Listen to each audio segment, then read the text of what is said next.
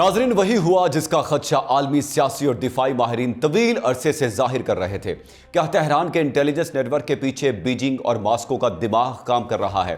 Pentagon کے ناقابل تسخیر دفاعی سسٹم زمین بوس ہو چکے ہیں اور واشنگٹن میں ایمرجنسی کا عالم ہے۔ ناظرین، جس بات کا ڈر تھا وہی ہوا۔ مشرق وسطیٰ میں صرف ایک چنگاری نہیں بھڑکی بلکہ تیسری عالمی جنگ کا بگل بج چکا ہے۔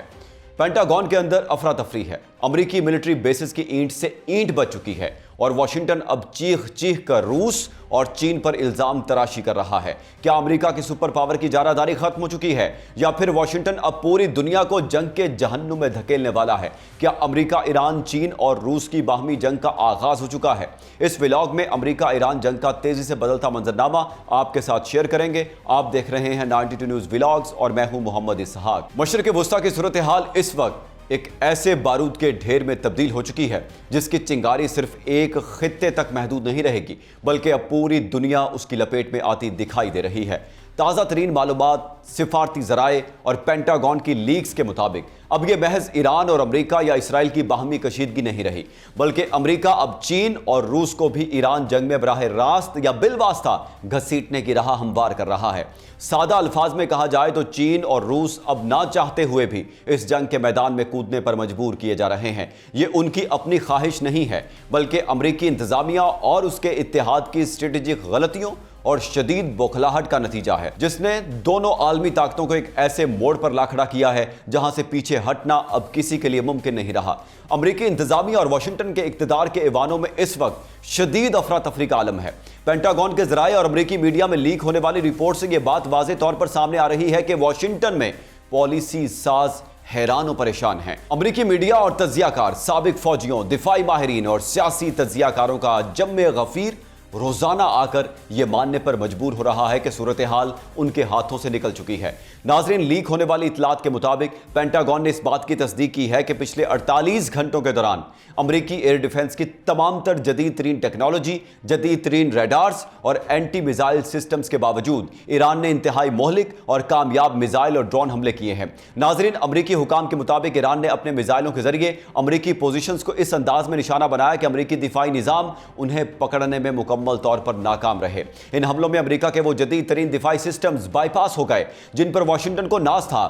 امریکی ملٹری ایئر بیسز اور ملٹری شیلٹرز کو تباہ کر دیا گیا۔ 5 بڑی عمارتیں اور عسکری پناہگاہیں مکمل طور پر زمین بوس ہو چکی ہیں۔ اردن، بحرین اور ارد گرد کے علاقوں میں قائم امریکی اڈوں پر موجود وہ فوجی جو اس وہم میں سو رہے تھے کہ وہ دنیا کی محفوظ ترین جگہ پر ہیں، ایرانی حملوں کا نشانہ بنے۔ خطے میں موجود سینٹ کام کے headquarters, fuel storage tanks, military hangars اور وے راؤنڈز پر ایرانی میزائل پن پوائنٹ ایکوریسی کے ساتھ گرے۔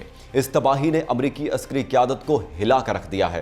اب واشنگٹن میں یہ سوال اٹھایا جا رہا ہے کہ آخر ایران کو اتنی باریک بینی سے کیسے معلوم ہوا کہ امریکہ کا سامان کہاں پڑا ہے، فوجی کب اور کہاں سوتے ہیں، ان کے میزائلوں کے ذخائر کہاں رکھے ہیں اور ان کا ریڈار سسٹم کس زاویے پر کام کر رہا ہے۔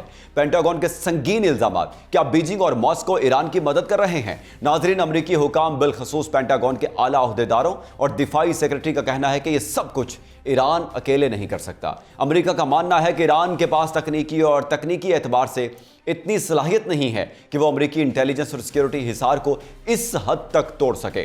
امریکی دفاعی ذرائع کا کہنا ہے کہ امریکہ کا یہ الزام ہے کہ روس اور چین اپنے اعلیٰ معیار کے ملٹری سیٹلائٹس اور نیویگیشن سسٹمز کا ڈیٹا ایران کے ساتھ شیئر کر رہے ہیں۔ ایران جس نیویگیشن سسٹم کو استعمال کر کے اپنے میزائل داغ رہا ہے وہ امریکی جی پی ایس یا یورپی سسٹمز پر مبنی نہیں ہے بلکہ وہ روسی اور چینی سیٹلائٹ نیٹ ورک پر کام کر رہا ہے۔ یہی وجہ ہے کہ امریکہ کے الیکٹرانک وارفیئر سسٹمز اور ڈرون جیمرز ایرانی میزائلوں کو روکنے یا ان کا راستہ بھٹکانے میں ناکام ثابت ہو رہے ہیں۔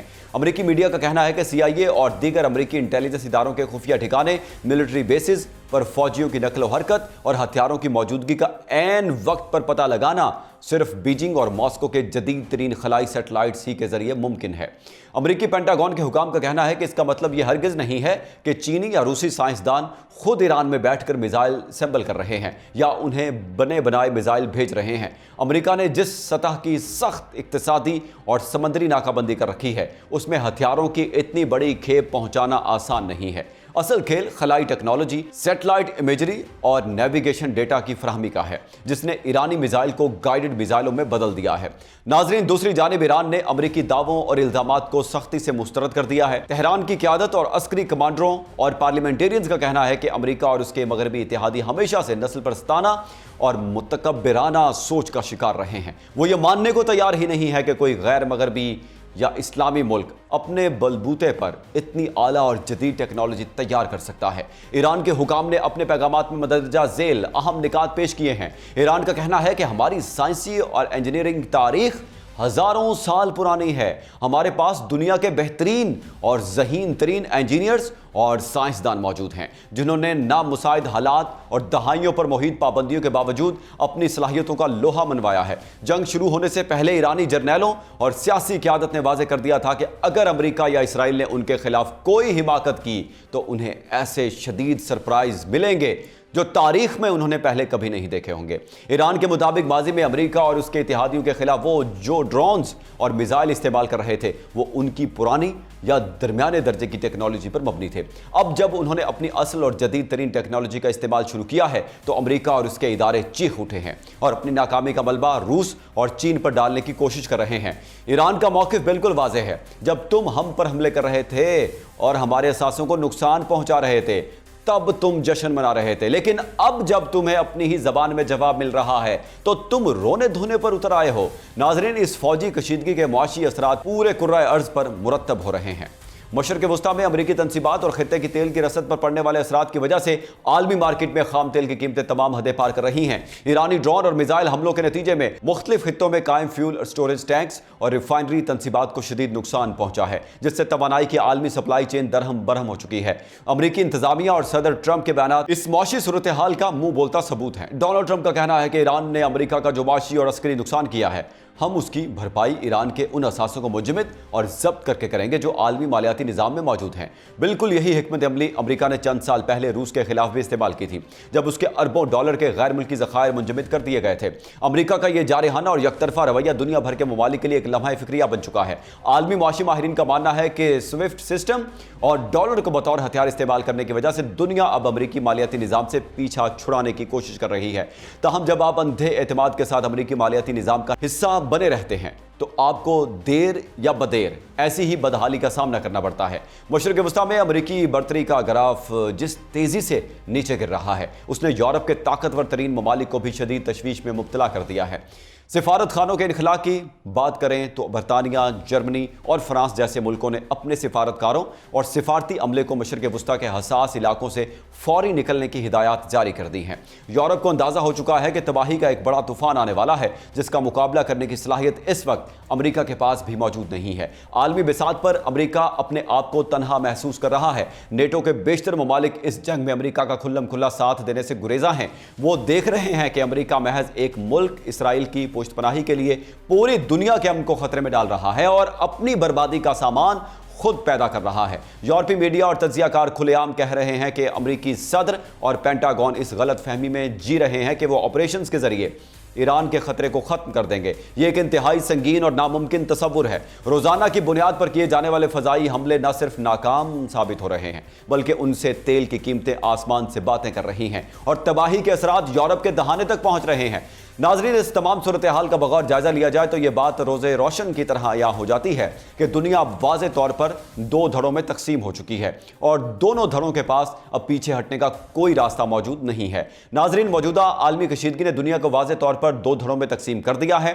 ایک طرف امریکہ، اسرائیل اور ان کے مغربی اتحادی ہیں، جبکہ دوسری طرف ایران، چین اور روس پر مشتمل نیا مشرقی اتحاد کھڑا ہے۔ امریکہ اور اس کے ساتھی دنیا کو یہ باور کرانے کی کوشش کر رہے ہیں کہ وہ اب بھی عالمی نظام کے واحد ٹھیکیدار ہیں، لیکن حقیقت یہ ہے کہ وہ ایک ایسی جنگ میں الجھ چکے ہیں جس کا ان کے پاس کوئی ایگزٹ پلان نہیں ہے۔ اگر آپ امریکہ کے ساتھ کھڑے ہیں تو آپ کو نہ صرف امریکی ناکامیوں کا بوجھ اٹھانا پڑے گا بلکہ اسرائیل کی جارحیت کی قیمت بھی چکانی پڑے گی، اور اگر آپ چین، روس اور ایران کے بلاک کی طرف دیکھتے ہیں تو وہاں امریکی پابندیوں، معاشی جنگ اور آنے والے عالمی تصادم کی ہولناکیاں آپ کی منتظر ہیں۔ کیا کھیل امریکہ کے ہاتھ سے نکل چکا ہے؟ یہ بہت اہم سوال ہے۔ واشنگٹن اور اس کے تھنک ٹینکس کے لیے اب اس بات کو ہضم کرنا ناممکن ہو رہا ہے کہ دنیا اب ان کے زیر اثر رہنے کے لیے تیار نہیں ہے۔ تکبر اور خود پسندی نے امریکہ کو اس اندھے موڑ پر لا کھڑا کیا ہے جہاں وہ اپنی غلطیوں کو تسلیم کرنے کی بجائے دوسروں پر الزامات عائد کر رہا ہے۔ ناظرین، آنے والے دنوں میں صورتحال مزید ابتر ہونے کا خدشہ ہے۔ امریکہ پہلے مرحلے میں روس اور چین پر مزید سخت اقتصادی اور تکنیکی پابندیاں عائد کرے گا۔ جواباً چین اور روس ایران کی پشت پناہی کو مزید مضبوط کریں گے اور عالمی معیشت پر اپنی گرفت ٹائٹ کریں گے۔ مشرق وسطیٰ میں قائم امریکی اثاثے اور ملٹری بیسز مسلسل خطرے میں رہیں گے، جس کے نتیجے میں عالمی کساد بازاری کا ایک نیا دور شروع ہو سکتا ہے۔ امریکہ کب تک دنیا کو بے وقوف بناتا رہے گا؟ یہ کوئی پیچیدہ سائنس نہیں ہے، بلکہ ایک سادہ سی حقیقت ہے کہ جو عمارت تکبر، یک طرفہ تسلط اور ناانصافی کی بنیاد پر کھڑی کی گئی ہو، اس کا گرنا طے ہوتا ہے۔ خطے میں تباہی کا جو سلسلہ شروع ہو چکا ہے، اس کا اثر کس حد تک ہوگا اور کون کون سا ملک اس کی آنچ سے بچے گا، اس کا اندازہ لگانا فی الوقت کسی کے بس میں نہیں ہے۔ لیکن ایک بات طے ہے، عالمی سیاست کا نیا رخ متعین ہو چکا ہے اور پرانی دنیا اب کبھی لوٹ کر نہیں آئے گی۔ آپ کی امریکہ ایران کی بڑھتی کشیدگی کے بارے میں کیا رائے ہے؟ کمنٹ سیکشن میں ضرور بتائیں۔ مجھے دیں اجازت، اللہ حافظ۔